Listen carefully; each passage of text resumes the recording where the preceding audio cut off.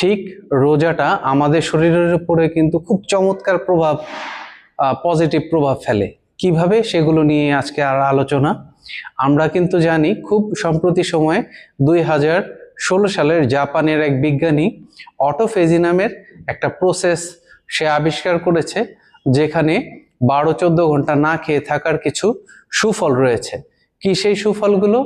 যেমন আমাদের শরীরের কিছু মৃত কোষ মারা যায় বা দেখা গেছে ক্ষতিগ্রস্ত অবস্থায় থাকে, এই কোষগুলো জীবিত কোষ, এগুলোকে ধ্বংস করে ফেলে অথবা খেয়ে ফেলে।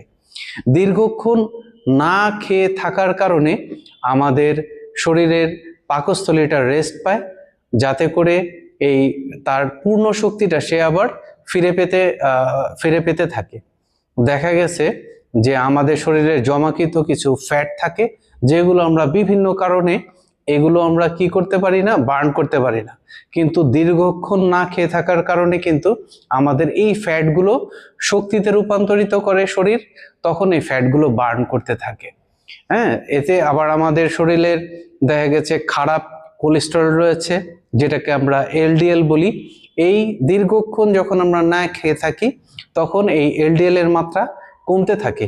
এতে করে আমাদের হার্টের ব্লক হওয়ার যে ঝুঁকিগুলো, এগুলো অনেক ক্ষেত্রে কমতে থাকে। আমাদের শরীরের মেটাবলিজম বাড়তে থাকে। সুতরাং আমরা তো জানতেই পারলাম যে 12-14 ঘন্টা না খেয়ে থাকার অনেক সুফল রয়েছে। আর ঠিক আমাদের রমজান মাসে কিন্তু আমাদের দেখা যায় যে 14 ঘন্টা, 15 ঘন্টা, 16 ঘন্টার একটা টাইম এইটা না খেয়ে থাকতে হয় মহান আল্লাহ রাব্বুল আলামিনের হুকুমে।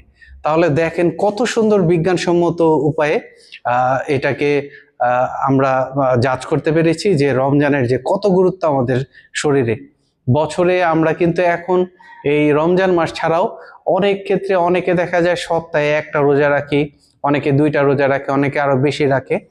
তাহলে আমরা ইনশাল্লাহ, যেহেতু মাহে রমজান সামনে চলে আসতেছে, এই রমজান মাসে ইনশাল্লাহ চেষ্টা করব সবগুলো রোজা রাখার জন্য, এবং ইফতারিতে খেয়াল করব যাতে করে আমরা পর্যাপ্ত পরিমাণে পানি খাবো, লেবু দ্বারা তৈরিকৃত আমরা শরবত খাবো, এবং ফ্রেশ ফলমূল খাওয়ার চেষ্টা করব, শাকসবজি খাবো, এবং ভালো পরিমাণে আমরা প্রোটিন সমৃদ্ধ খাবার খাবো। খুব আমরা চেষ্টা করব মশলাযুক্ত খাবার, তৈলাক্ত খাবার, এগুলো থেকে নিজেদেরকে বিরত রাখতে। তখনই আমরা পরিপূর্ণ রমজানের যে সুফল শরীরে, এটা টের পাবো। তথাপি রমজান মাসের আমরা আরো অনেক জানি গুরুত্ব ধর্মীয় দৃষ্টিকোণ থেকে রয়েছে। তো সেই ক্ষেত্রে আমরা ইনশাল্লাহ ধর্মীয় দিকে সুফলও পেলাম এবং আমাদের শরীরেও খুব সুন্দর রিফ্রেশ হয়ে গেল। আশা করছি আপনাদের উপকারে আসবে। ভালো থাকবেন, সুস্থ থাকবেন। আল্লাহ হাফেজ।